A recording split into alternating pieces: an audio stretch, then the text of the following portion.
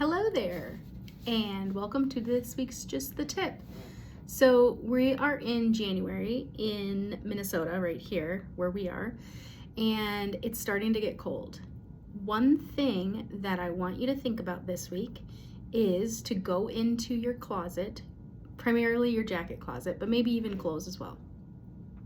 Check out what you have and what you currently wear. So at this point in the winter, you should know, hey, I'm wearing these jackets, I'm wearing these sweatshirts, I'm typically wearing these pants. You have a very good idea of things that you use and things that you don't use.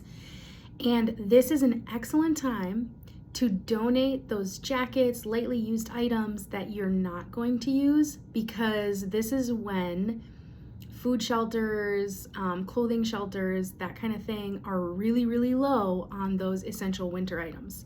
So I'm going to give you a little inspiration to go into that closet, go into your jackets, pull the ones you don't use anymore, and bring them to your nearest donation spot. And if you don't have anything that you can think of, shoot us a message and I can give you some ideas. All right, see you next week.